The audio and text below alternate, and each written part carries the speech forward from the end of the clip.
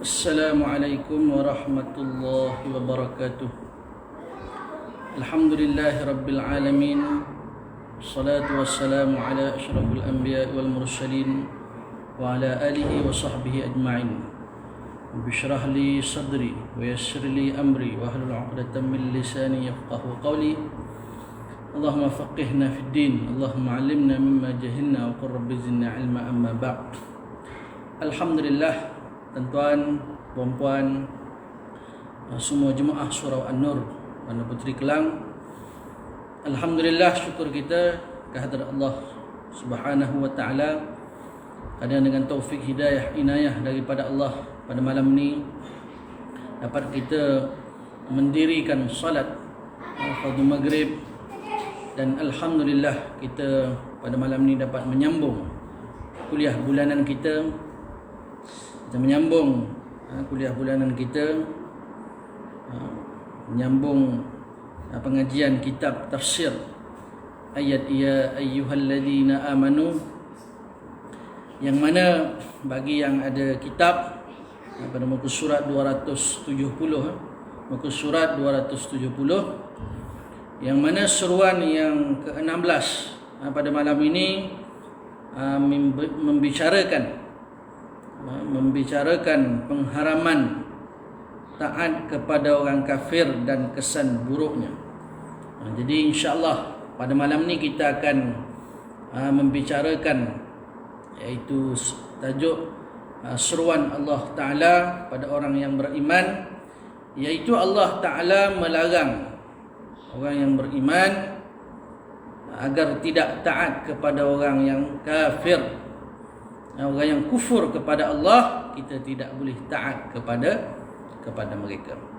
Yang mana kita orang Islam ini hanya taat kepada Allah Ta'ala, hanya taat kepada baginda Nabi Muhammad sallallahu alaihi wasallam.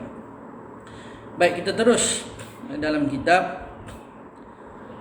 Seruan yang ke-16, pengharaman taat kepada orang kafir dan kesan buruknya. Berkata musannif rahimahullahu ta'ala, aku berlindung kepada Allah Ta'ala dari segala godaan syaitan yang terkutuk. A'udzu billahi minasyaitonir rajim.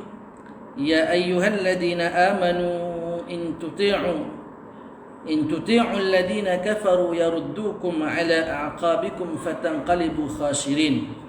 Balillahu maulakum wa huwa khairun nasirin. Yang bermaksud, wahai orang-orang yang beriman. Allah Ta'ala menyeru, wahai orang-orang yang beriman, jika kamu taat kepada orang kafir itu. Allah Ta'ala berfirman, wahai orang beriman, jikalau kamu taat kepada orang kafir. Orang yang kufur pada Allah, kita sebagai orang Islam pergi taat kepada mereka. Apa natijah dia? Kesan buruk dia apa? Nescaya mereka, iaitu nescaya orang kafir itu akan mengembalikan kamu ke belakang. Maksud dia apa mengembalikan orang kafir, mengembalikan orang Islam ke belakang? Maksudnya kembali kepada kekufuran. Yang sebelum itu, sebelum memeluk agama Islam, ada di kalangan orang Islam, kalangan para sahabat Nabi sallallahu alaihi wasallam, di antara mereka ni sebelum itu mereka adalah orang kafir, orang musyrik, dan mereka memeluk agama Islam. Jadi setelah mana telah memeluk agama Islam, mereka tidak boleh taat kepada orang kafir. Kalau mereka taat kepada orang kafir, maka orang kafir itu akan mengembalikan orang Islam kepada kekufuran. Mereka akan murtad kerana taat kepada orang kafir. Maka Allah Ta'ala larang, jangan taat kepada orang kafir. Lalu jadilah kamu orang-orang yang rugi.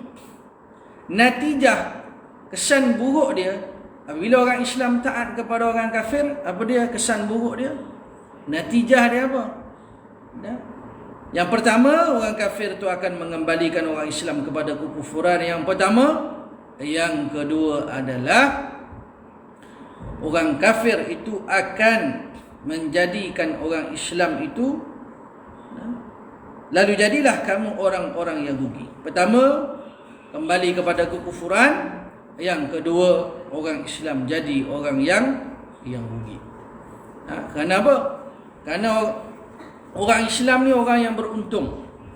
Kita minta pada Allah Subhanahu Wa Taala ni hasanah, kebaikan ni dunia dan akhirat. Rabbana atina fid dunya hasanah wa fil akhirati hasanah wa qina adzabannar. Kita minta kepada Allah Subhanahu Wa Taala ni kebaikan dunia dan akhirat. Kita tak nak rugi. Tetapi ikutlah Allah. Allah lah pelindung dan dialah sebaik-baik penolong. Kita kena ikut Allah Subhanahu Wa Taala. Kita hanya taat kepada Allah Subhanahu Wa Taala. Kerana apa? Allah Taala itulah yang memberikan perlindungan, dan Allah Subhanahu Wa Taala lah sebaik-baik penolong. Wa huwa khairun nasirin. Baik. Keterangan dan penjelasan.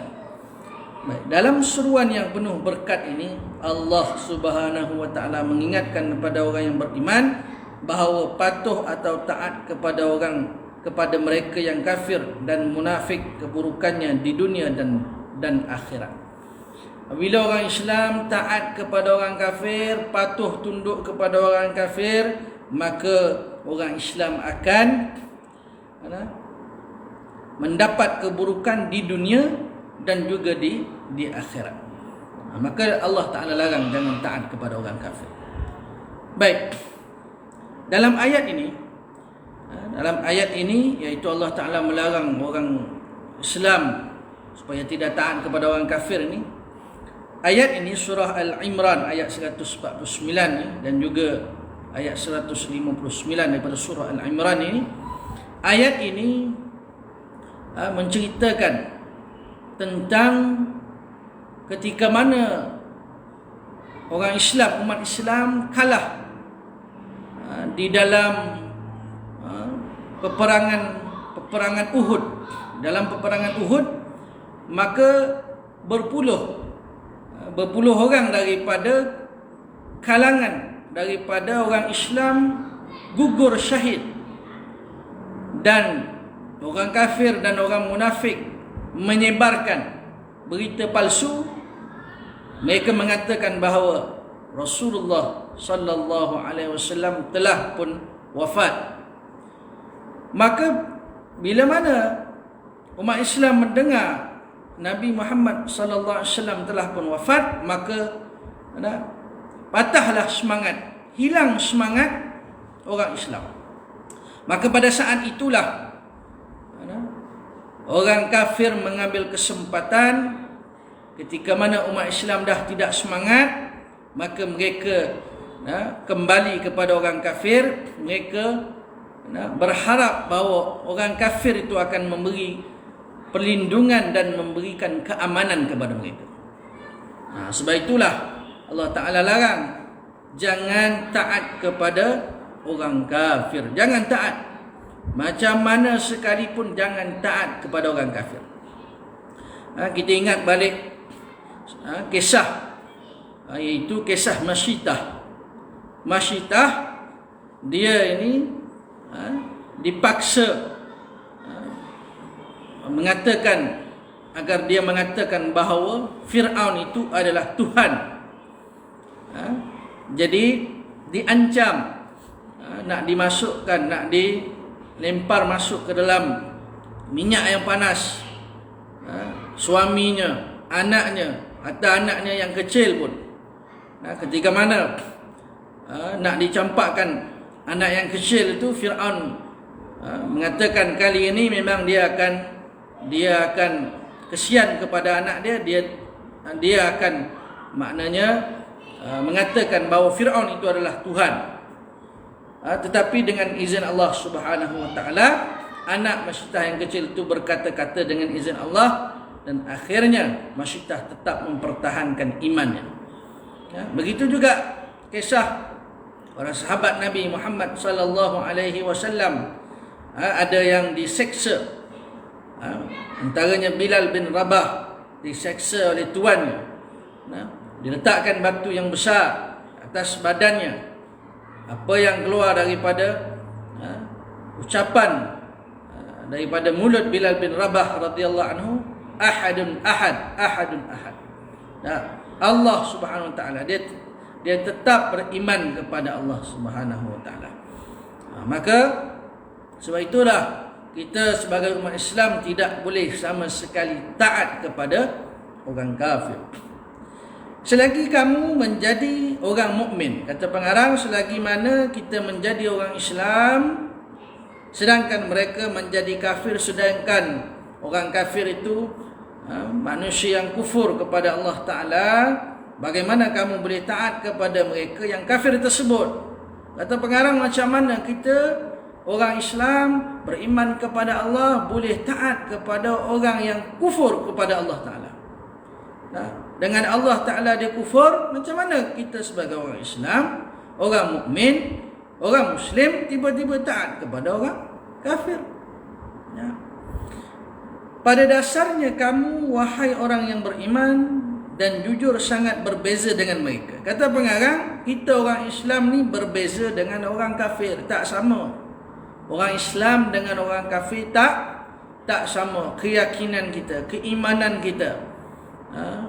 Kita memohon pertolongan kepada Allah, kita memohon perlindungan hanya kepada Allah Subhanahu wa taala. Berbeza. Orang kafir dengan Islam tak sama. Hak, kebenaran dengan batil, dengan hak dengan batil tak akan sama. Jadi orang Islam dengan orang kafir tidak sama. Kita orang Islam beriman pada Allah, menyembah Allah, sedangkan orang kafir kufur kepada Allah, menyekutukan Allah Ta'ala. Baik orang kafir ataupun munafik akan sentiasa menggunakan kesempatan untuk melemahkan jiwa keimanan dan keislaman yang dimiliki oleh orang yang beriman dan berusaha untuk menyelinap masuk ke dalamnya. Jadi kata pengarang, kalau dah nama orang kafir, kalau dah nama orang munafik, kafir munafik ni, dia ini akan sentiasa mencari, menggunakan kesempatan untuk apa? Dia akan cari peluang, dia akan cari kesempatan untuk apa?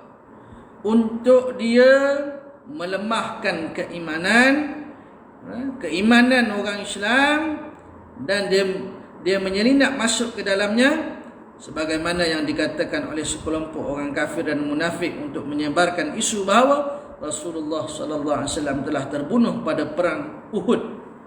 Ini antara salah satu usaha yang dilakukan oleh orang kafir dan munafik adalah mereka menyebarkan berita bahawa baginda Rasulullah sallallahu alaihi wasallam telah pun wafat. Ini satu berita palsu mereka sebarkan. Sehingga orang yang tidak kuat agamanya akan berkata, jika Muhammad telah terbunuh, maka aku akan kembali kepada agama nenek moyang. Jadi orang Islam yang iman dia tak kuat, maka bila mana dia mendengar berita mengatakan baginda Nabi Muhammad sallallahu alaihi wasallam telah pun wafat, maka dia pun kata, kalau Nabi sallallahu alaihi wasallam telah pun wafat, telah pun dibunuh, jadi dia kata dia akan kembali kepada agama nenek moyang dia. Dia akan kembali kepada agama, kembali kepada kekufuran, kekufuran, menjadi orang kafir balik. Maka sebab itu keimanan orang Islam ni dia kena kuat. Bila mana tersebar berita palsu mengatakan Nabi SAW telah pun terbunuh, telah pun wafat, maka dia tak boleh percaya. Sedangkan orang mukminin yang lemah imannya akan berkata, kami akan pergi menemui Abdullah ibnu Ubay, orang munafik pertama di Madinah, dan meminta untuk menjadi orang tengah kami dengan Abu Sufyan supaya memberi jaminan keamanan kepada kami. Jadi ada di kalangan orang umat Islam, ketika mana mereka mendengar berita bahawa baginda Nabi sallallahu alaihi wasallam telah pun terbunuh, telah pun wafat, ada yang kata kita kena pergi jumpa dengan orang kuat munafik, orang besar munafik. Siapa orang besar munafik? Abdullah bin Ubay dan juga Abu Sufyan. Jadi kita jumpa mereka ni, kita jumpa ketua-ketua munafik ni, tujuan apa? Tujuan agar mereka ni memberi jaminan keamanan kepada kita. Kita pergi pada mereka, kita kata kita nak murtad keluar daripada Islam, tak ada semangat dah, Nabi SAW telah pun terbunuh, telah pun wafat, kami nak jadi orang kafir, kami nak kembali kufur pada Allah Ta'ala. Jadi bila mana dah kufur, maka pastilah Abdullah bin Ubay, Abu Sufyan, orang ketua-ketua munafik, orang munafik ni, sekarang kamu bukan lagi orang Islam, kamu dah tinggalkan Islam, kamu kembali kepada kekufuran, okey, sekarang kamu selamat, kamu tak akan dibunuh, kamu akan dapat kami jamin kamu selamat, kamu dapat keamanan. Maka dengan itulah Allah Ta'ala yang maha benar berfirman, wahai orang-orang yang beriman, jika kamu mentaati orang-orang kafir itu, nescaya mereka mengembalikan kamu ke belakang kepada kekafiran, lalu jadilah kamu orang-orang yang rugi. Jika keadaan memang memerlukan kepada penolong, maka jangan kamu meminta pertolongan dari orang kafir, akan tetapi mohonlah kepada siapa yang kamu imani, yakni Allah Subhanahu Wa Ta'ala. Sepatutnya orang Islam dia tak boleh meminta pertolongan kepada orang kafir. Sepatutnya dia mohon perlindungan, sepatutnya dia mohon pertolongan kepada Allah Ta'ala. Karena orang yang beriman ini, dia beriman kepada Allah Subhanahu Wa Ta'ala, maka dia kena minta pertolongan hanya kepada Allah Subhanahu Wa Ta'ala. Tak boleh minta pertolongan kepada orang yang kufur pada Allah Ta'ala. Bukankah Abu Sufyan pernah berkata, kami memiliki Uzza, sedangkan kamu semua tidak memilikinya. Abu Sufyan dia kata dia memiliki Uzza. Uzza ni dia punya berhala dia lah, Latta wal Uzza. Dia kata kami ada Tuhan kami, ada berhala kami, iaitu bernama Uzza, sedangkan kamu semua tidak memiliki. Lalu Rasulullah sallallahu alaihi wasallam bersabda kepada mereka, katakanlah, Allah lah pelindung kami dan kamu semua tidak memiliki pelindungan. Nabi SAW jawab apa? Allah Allah lah pelindung kami, kamu semua tidak memiliki pelindung. Hasbunallah wa ni'mal wakil. Cukuplah Allah Subhanahu Wa Ta'ala yang memberikan perlindungan kepada kami. Jadi tuan-tuan yang dimuliakan oleh Allah Subhanahu Wa Ta'ala, sebab itu Allah Subhanahu Wa Ta'ala melarang. Allah Subhanahu Wa Ta'ala melarang tak boleh taat kepada orang kafir. Tak boleh taat kepada orang kafir. Sebab apa? Sebab orang kafir ini mereka kufur kepada Allah Ta'ala. Ketika mana Abu Sufyan kata kepada orang Islam, dia kata dia ada Uzza, berhala dia. Nabi SAW jawab, Allah lah pelindung kami.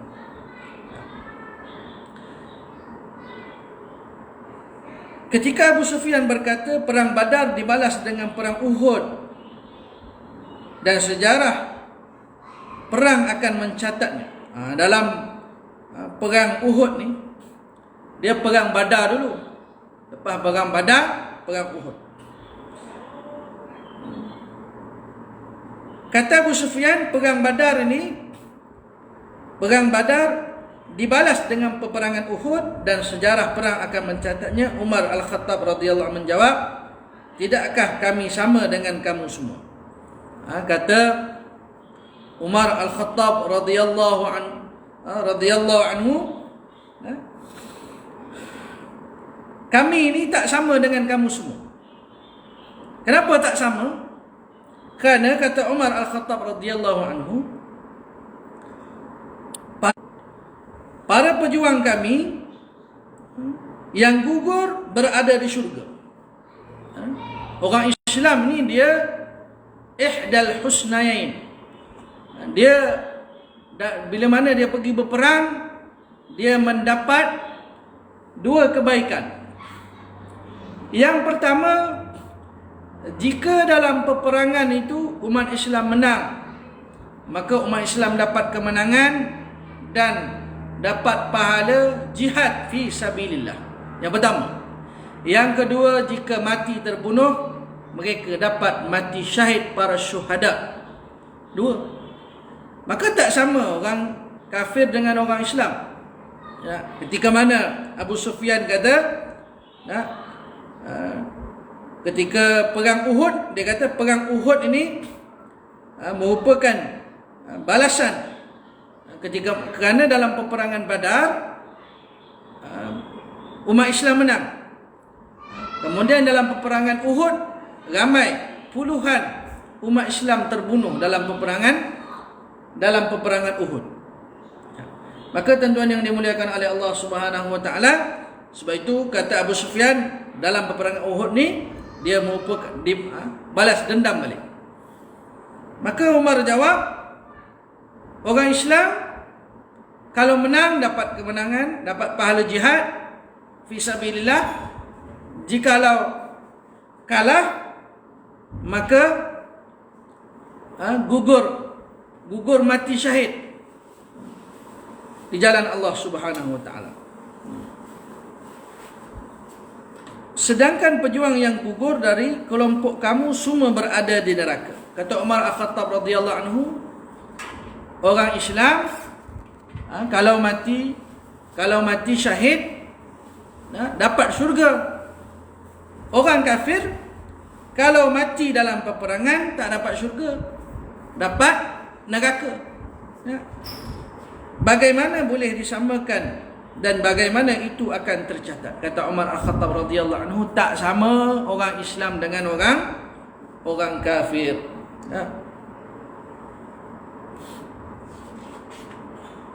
Allah Ta'ala berfirman, dialah sebaik-baik penolong. Wa huwa khairun nasirin. In tansurullaha yansurkum. Jika kamu menolong Allah, Allah Subhanahu wa taala akan menolong kamu. Allah Subhanahu wa taala berfirman, dialah sebaik-baik penolong. Boleh difahami dari ayat ini kemungkinan adanya para penolong dari manusia yang menawarkan pertolongan kepada kamu semua. Bila mana Allah Subhanahu wa taala berfirman, Allah SWT sebaik-baik pertolongan, apa maksud yang dapat kita faham daripada ayat ini? Kemungkinan penolong yang dapat kita faham daripada ayat yang Allah Ta'ala berfirman, wa huwa khairun nasirin, dialah sebaik-baik penolong. Apakah maksud yang kita dapat faham daripada ayat ini? Bahawa ada manusia yang menawarkan pertolongan kepada kita. Pada dasarnya perkara tersebut tidaklah boleh dikatakan sebagai pertolongan, kerana pertolongan yang hakiki itu hanya datang dari sisi Allah Subhanahu wa taala. Pertolongan hanya daripada Allah Subhanahu wa taala. Kita ingat balik sirah-sirah para anbiya alaihi salam. Para anbiya alaihi salam, siapa yang menolong mereka ketika mereka berhadapan dengan musuh? Ketika mana musuh nak membunuh para anbiya alaihissalam. Kisah Nabi Ibrahim alaihissalam, kisah Nabi Musa alaihissalam, kisah Nabi Muhammad sallallahu alaihi wasallam, kisah Nabi Saleh alaihissalam, kisah Nabi Shu'aib alaihissalam, kisah Nabi Nuh alaihissalam. Kesemua sirah para anbiya alaihissalam ni kita baca, kita ingat balik, kita ulang kaji balik. Siapa yang memberikan pertolongan? Tidak lain, tidak bukan adalah Allah Subhanahu wa ta'ala. Ada juga pertolongan daripada Allah Ta'ala. Allah Ta'ala hantar pertolongan melalui malaikat. Ada di dalam peperangan malaikat menyerupai manusia memenggal leher para yang hakikat yang memberikan pertolongan itu hanyalah Allah Subhanahu wa taala. Penolong yang hakiki itu hanya datang dari sisi Allah Ta'ala. Mengapa? Ini disebabkan pertolongan itu datang pertama kali dari sisi Allah Ta'ala. Maka teguhkanlah, ikhlaskanlah keimananmu. Keikhlasanmu itu boleh memenangkan jiwa keimananmu, dan sesungguhnya engkau akan sentiasa bersama dengan pertolongan Allah Ta'ala. Kerana Allah Ta'ala berfirman, Inna lanansuru rusulana walladina amanu fil hayatid dunya wa yawma yaqumul ashhadu. Sesungguhnya kami menolong rasul-rasul kami. Allah Ta'ala berfirman, sesungguhnya kami menolong rasul-rasul kami. Tuan-tuan dan puan yang dirahmati oleh Allah SWT, kisah sirah Nabi Sulaiman alaihissalam. Nabi Sulaiman alaihissalam, ketika mana burung hudhud beritahu kepada Nabi Sulaiman AS bahawa dia mendapati ada seorang wanita raja permaisuri yang menyembah matahari. Ketika mana Nabi Sulaiman diberitahu oleh burung hudhud bahawa ada raja permaisuri, Raja Balqis. Dia tahu Nabi Sulaiman, dia dapat berita tu daripada burung hudhud. Ringkas cerita dia, Nabi Sulaiman kirimkan surat. Nabi Sulaiman kata apa? Kamu datang menghadap aku dalam keadaan menyerah diri. Kemudian Ratu Balqis ni dia minta pendapat dia punya pembesar, dia punya menteri-menteri dia. Kata menteri dia, apa susah, kita ada bala tentera yang kuat, yang berani, kita hancurkan mereka. Yang asal Nabi Sulaiman ini dan dia punya kerajaan, dia punya rakyat dia, kita serang. Mereka yang mana asal mereka mulia, mereka menjadi hina setelah mana kita serang mereka. Dia tak tahu kekuatan, kehebatan kerajaan yang Allah Ta'ala kurniakan kepada Nabi Allah Sulaiman AS. Nabi Allah Sulaiman berkata, siapa di kalangan jin dan manusia, siapa di kalangan kamu ni yang boleh membawa singgah sana Ratu Balqis? Qala ifritum minal jin, berkata ifrit daripada kalangan jin, jin ifrit. Ada yang kata dia boleh bawa singgah sana Ratu Balqis sebelum Nabi Sulaiman berdiri. Kemudian berkata seorang yang ada ilmu kitab, dia kata dia boleh bawa singgah sana Ratu Balqis sebelum qabla an yartadda ilaika tarfuk, sebelum berkelip mata Nabi Sulaiman AS. Setelah mana singgah sana Nabi Sulaiman dibawa, apa kata Nabi Sulaiman AS? Falamma ra'ahu mustaqarran indahu qala hadha min fadli rabbi liyabluwani ashkuru am akfur. Mafhum dia?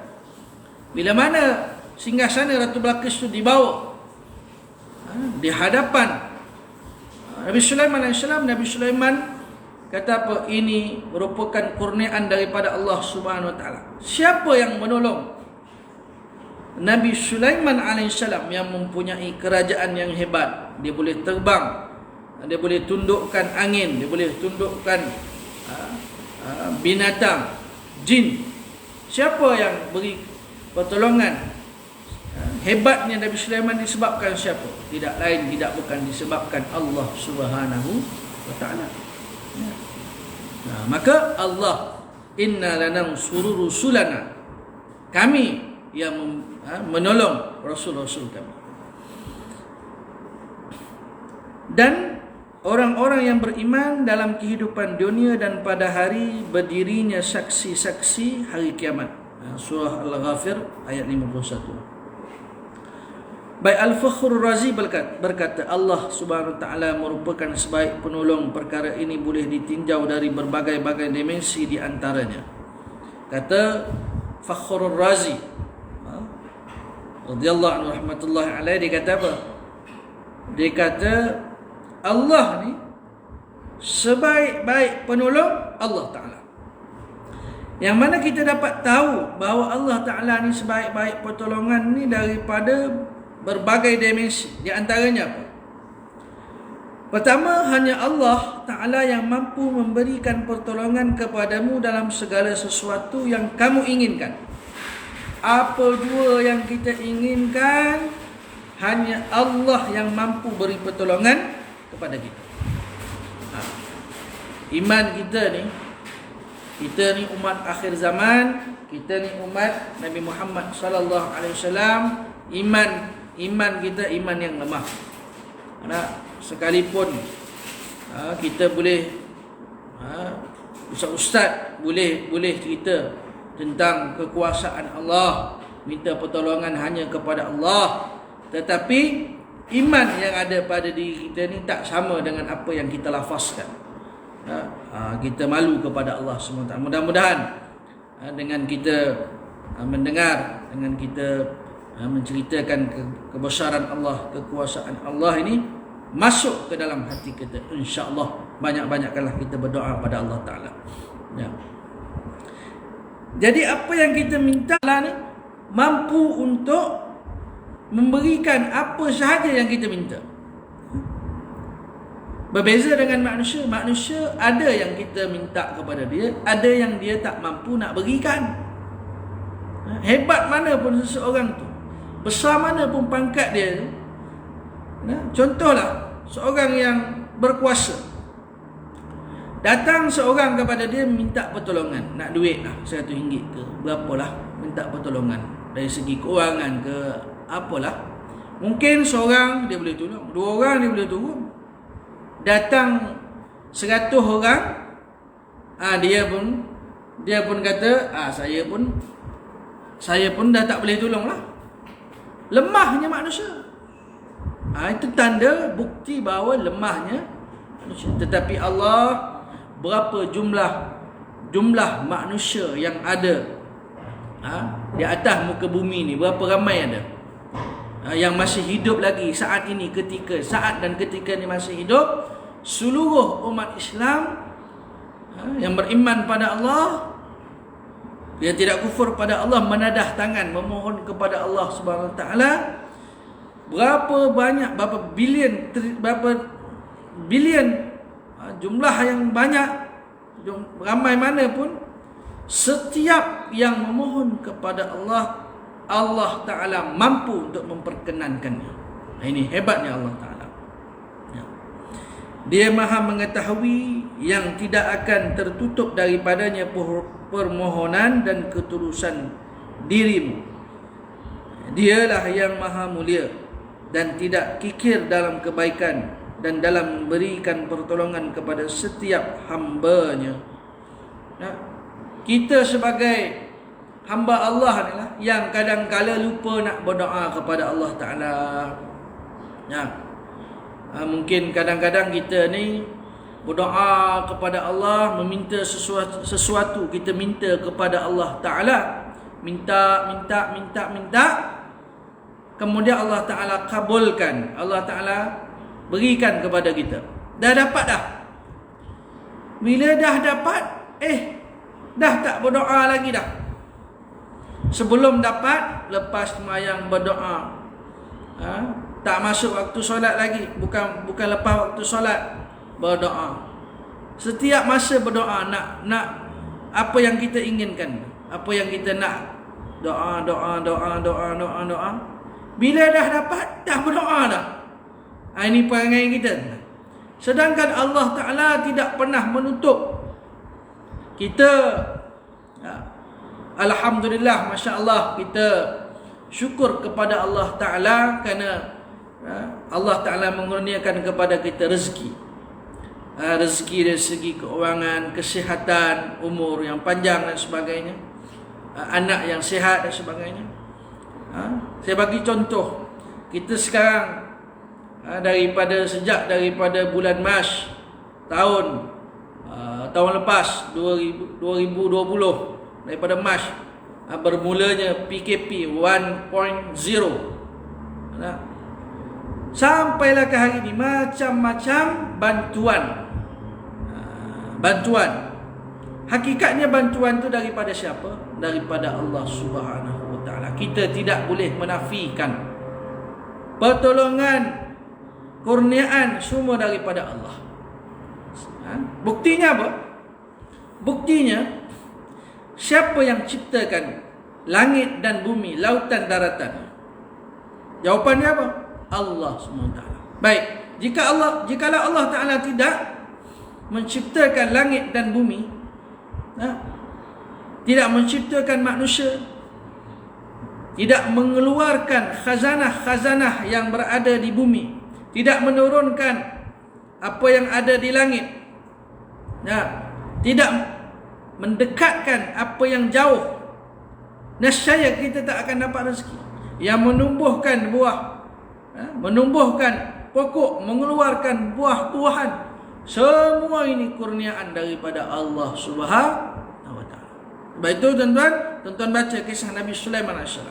Dia tidak pernah lupa pada Allah SWT. Walaqad atayna Daud wa Sulaiman ilma. Allah telah mengurniakan kepada Nabi Sulaiman AS dan Nabi Daud AS apa dia?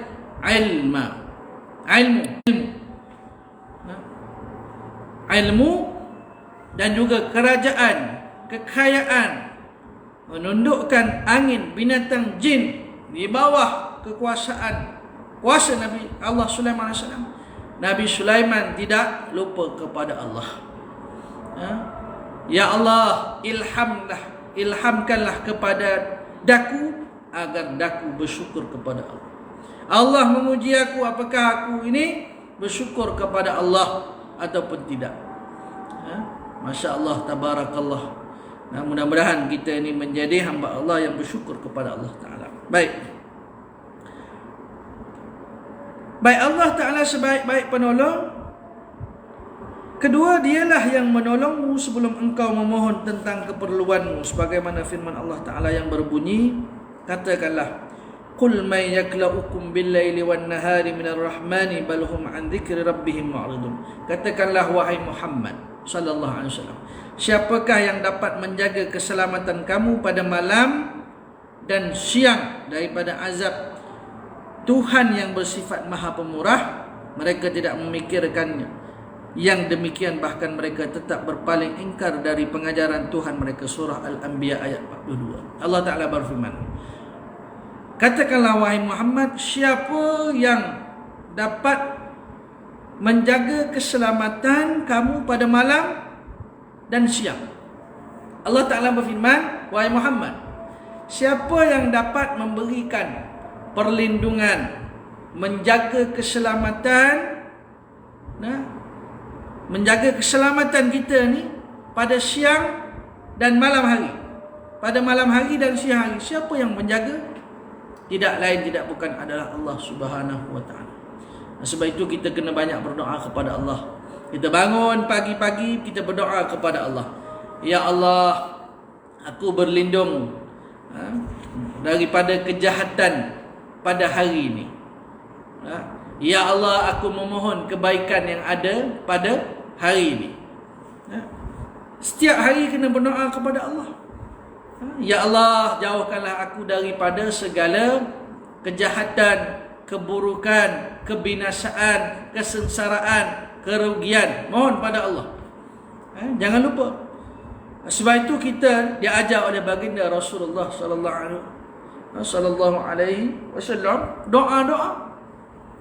Doa-doa itu tujuannya untuk apa? Untuk kita ingat kepada Allah. Naik kereta ingat baca doa, subhanalladzi sakhkhara lana hada ma kunna lahu muqrinina wa inna ila rabbina lamunqalibun. Dan apa lagi doa makan, Allahumma barik lana fima razaqtana. Masuk tandas, masuk tandas, Allahumma inni a'udzubika minal khubuthi wal khaba'is. Keluar tandas, alhamdulillahilladzi azhaba annal adha wa afani, dan doa-doa yang lain. Jadi tuan-tuan perempuan yang dirahmati oleh Allah Subhanahu wa taala, maka Allah Subhanahu wa taala lah yang maha berkuasa. Jangan minta pertolongan selain daripada Allah Subhanahu wa taala. Jadi mudah-mudahan Allah Subhanahu wa taala mengekalkan iman kita yang ada dalam diri kita ini, kemudian menambahkan lagi keyakinan kita kepada Allah Subhanahu wa taala. Dalam hidup kita ini kita berusaha, kita berikhtiar, tetapi kita jangan lupa kepada Allah Subhanahu wa taala. Sebab itu tuan-tuan, bila mana kita dipuji, bila orang puji kita, Masya Allah, anak-anak tuan semua berjaya ya, anak-anak tuan Haji, anak-anak encik semua berjaya ya, Masya Allah. Daripada UPSA-nya, SPM-nya, diplomanya, ijazahnya, Masya Allah. Dapat kerja, doktornya, profesornya lah. Bila mana kita dipuji, kita kata apa? Ini semua kurniaan daripada Allah Subhanahu wa taala. Dan semua kurniaan daripada Allah Taala ini merupakan satu ujian kepada daku, sama ada daku ini menjadi hamba Allah yang bersyukur kepada Allah ataupun menjadi hamba Allah yang kufur kepada nikmat Allah Subhanahu wa taala. Baik, tuan-tuan perempuan yang dimuliakan oleh Allah Subhanahu wa taala, semua yang menonton FB Live surau An-Nur pada malam ni, saya kira cukup kuliah kita pada malam ni. InsyaAllah kita sambung pada kuliah yang akan datang insyaAllah. Semua yang menonton FB Live suruh jemaah surau An-Nur Bandar Puteri Kelang, jikalau tuan-tuan nak menyumbang untuk dana surau, jadi dialu-alukanlah tuan-tuan, kenapa tuan-tuan yang dimuliakan oleh Allah SWT, dengan sumbangan-sumbangan yang kita berikan itu, yakinlah bahawa Allah Subhanahu wa taala akan membalas. RM1 ke, RM10 ke, berapa sahaja yang kita sumbangkan, ianya merupakan pengorbanan kita, infak kita yang pastinya Allah Ta'ala akan membalas. Dengan bersedekah, dengan menyumbang, berinfak ni, insyaAllah Allah Ta'ala permudahkan, Allah Ta'ala gantikan segala, dengan kesihatan, dengan murahnya rezeki, dengan anak-anak yang soleh dan solehah insyaAllah.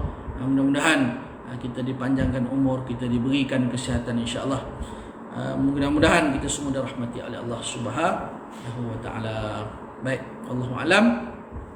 Aqulu qawli hadza wa astaghfirullahal azim wa li wa lakum. Wassalamu alaikum warahmatullahi wabarakatuh.